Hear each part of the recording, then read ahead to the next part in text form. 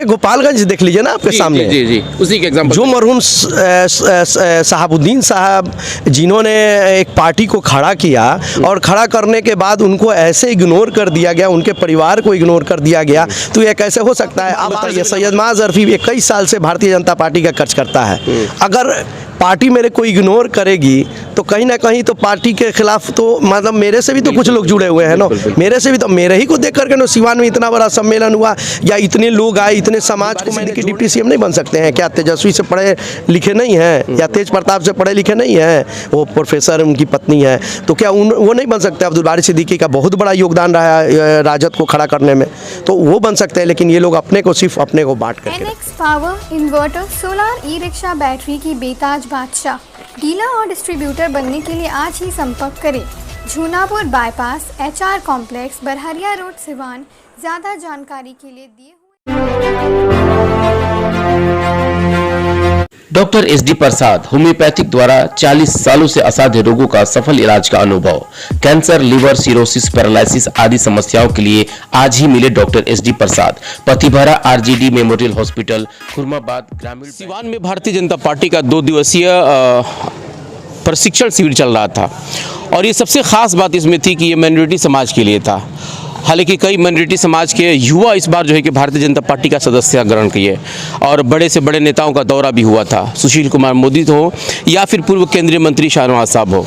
लेकिन इन सारी चीज़ों को जो इन्होंने ऑर्गेनाइज किया, माज अरफी साहब आज मेरे साथ हैं और मैं इनसे ये जानने की कोशिश करूँगा कि जहाँ एक तरफ जो मुसलमान दूरियाँ बनाने की कोशिश कर रहे हैं भारतीय जनता पार्टी से, वहीं दूसरी तरफ अगर इन लोगों के कार्यकलापों को देख करके या इन लोगों की नीतियों को देख करके या इन लोगों की मेहनत को देख करके अगर मुसलमान युवा इनसे जुड़ रहे हैं तो ये क्या कारण हो सकता है? माजा भाई, बहुत बहुत स्वागत है आपका इस 24 न्यूज़ पे। यस न्यूज़ 24 का तहे दिल से शुक्रिया कि आपने मेरे इस कार्यक्रम में 2 रोज़ अपना कीमती वक्त निकाल करके हमें दिए, इसके लिए तहे दिल से शुक्रिया। क्योंकि देखिए, भारतीय जनता पार्टी का जो ये प्रशिक्षण शिविर था, इसमें पूरे बिहार के, ये कोई सम्मेलन नहीं था, कोई सभा नहीं था, ये सिर्फ प्रशिक्षण था। क्योंकि पूरे बिहार से, सभी ज़िला से, चाहे पसमानदा समाज के मुसलमान हो, जो बार बार हमारे प्रधानमंत्री जी भी कर रहे हैं, बहुत सारे लोग कर रहे हैं, लेकिन भारतीय जनता पार्टी पसमानदा पर फोकस कर रही है, लेकिन वो मुसलमान को विकास करना चाहती है, सबका साथ सबका विकास और सबका विश्वास जीतना चाहती है।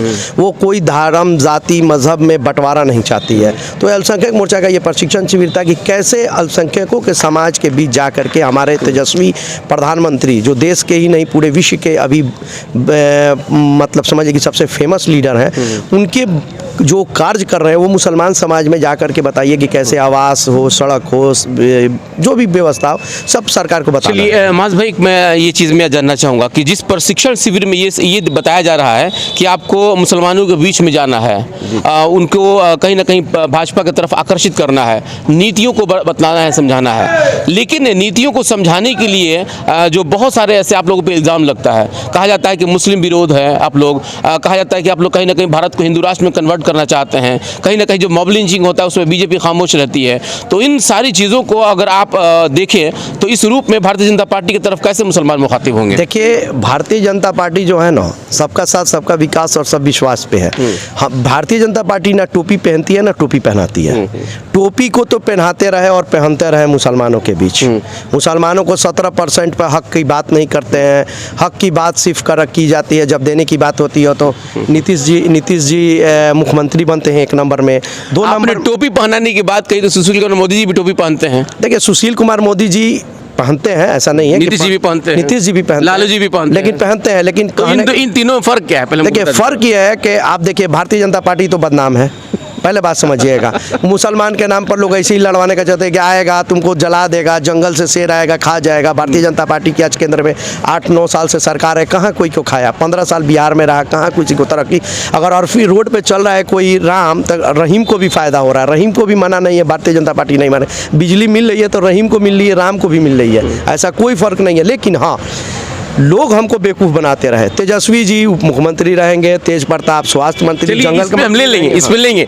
आपने कहा कि लोग बेवकूफ़ बनाते रहते हैं। एक बात बताइए कि अब क्या सेकुलरिज्म का जो एक बड़ा जो ढोंग रचा जा रहा था, क्या अब वो कहीं ना कहीं मिथक टूट रहा है क्या मुसलमानों से? देखिए गोपालगंज देख लीजिए ना आपके सामने, जी जी, उसी के एग्जाम्पल जो मरहूम शहाबुद्दीन साहब जिन्होंने एक पार्टी को खड़ा किया और खड़ा करने के बाद उनको ऐसे इग्नोर कर दिया गया, उनके परिवार को इग्नोर कर दिया गया, तो ये कैसे हो सकता है? अब से भी नाम हटा दिया। अब आप एक बात बताइए, सैयद माज़ ज़रफ़ी 21 साल से भारतीय जनता पार्टी का कर्ज करता है।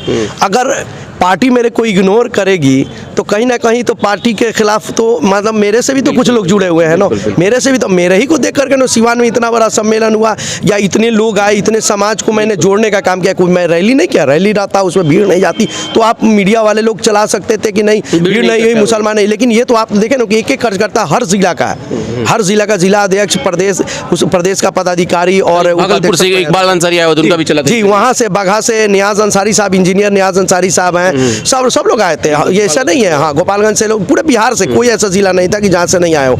लेकिन कहने का मतलब है कि हम लोग दिल जीतना चाहते हैं। गोपालगंज के लोगों ने ये बता दिया कि ऐ मुसलमानों, मैं शुरुआत कर रहा हूँ, अंजाम तक तुमको पहुँचाना है।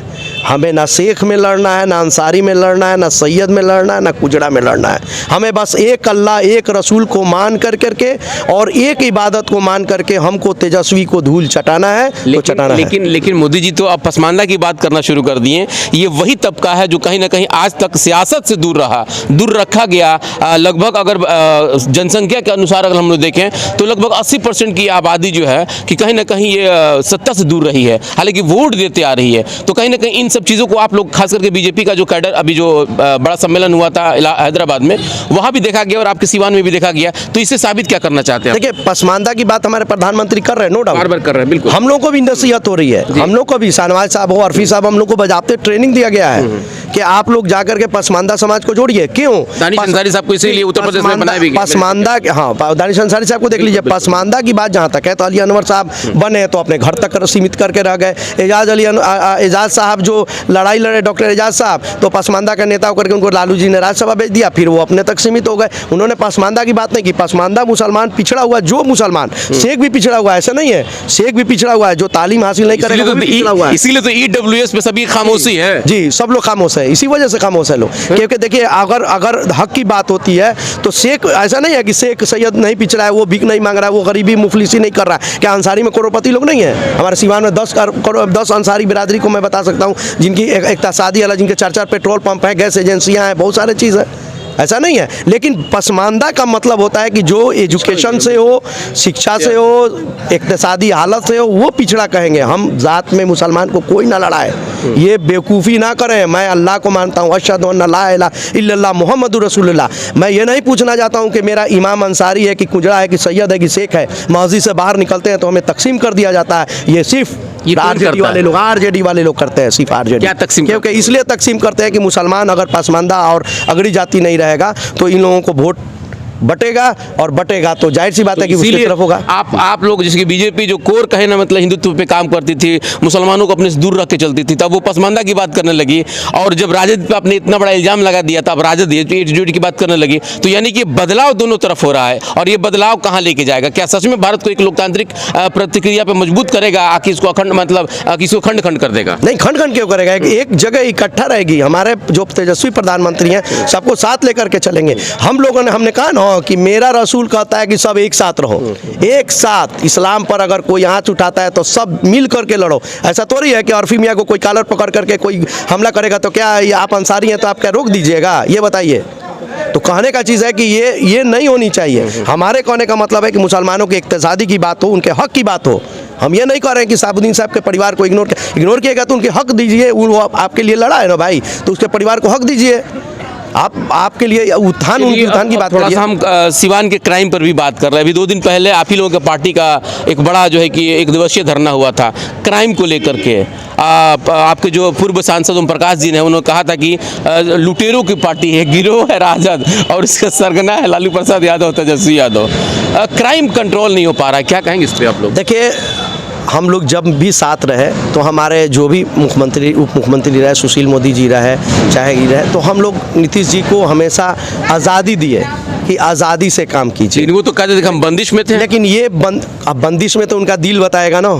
उनको नीतीश जी को नीतीश कहने वाले स्वर्गीय अटल बिहारी वाजपेयी जी थे, उनको पहचान दिए, उनको आगे कर करके इसलिए तो बीजेपी के साथ थे अभी तक। इसलिए थे, लेकिन कहने का मतलब है कि पॉलिटिक्स बदल गया है। अब तो मोदी जी और तेजस्वी क्या कहते हैं ये अमित शाह जी का दौर आ गया, और उसमें और इसमें बहुत का फर्क है। वो सबको लेके चलते थे, ये लोग बांट के चल रहे हैं। कहाँ अमित शाह जी बांट के चल रहे हैं? अगर बांट के चलते तो इतना बड़ा सम्मेलन होता है। इतना जवाब क्यों नहीं देते नीतीश जी को? तो जवाब देंगे ना, ईंट से ईंट दे रही है ना जनता देख लीजिए, गोपालगंज में नीतीश जी को जवाब दे दिया, मोकामा में अनंत सिंह जीते, नीतीश जी नहीं जीते हैं। अनंत सिंह जी नीतीश जी के साथ भी रहे हैं तो जीते हैं, और आरजेडी के साथ भी रहे, निर्दलीय रहे तभी जीते। लेकिन आप गोपालगंज की बात कर दी है, अगर एमआईएम वहाँ चुनाव लड़ रहे तो क्या बीजेपी जीत जाती क्या वहाँ पे? देखिए, बीजेपी जीती या नहीं जीती, मुसलमानों ने अपना हक जताया। मैं मुसलमान की बात कर रहा हूँ, मैं अपने पार्टी की बात तो बाद में करूंगा, मैं मुसलमान की बात कर रहा हूँ। अच्छा, अब्बास भाई एक बात बताइए, दिल पे हाथ रख के बताइएगा, ये क्या कहते हैं, एमआईएम को कहा जाता है कि बीजेपी के बी टीम है, बैकडोर से फंडिंग करती है, बैकडोर से सपोर्ट मिलता है। जो भी मुसलमान जो है कि मोदी जी के खिलाफ बोलता है, देश के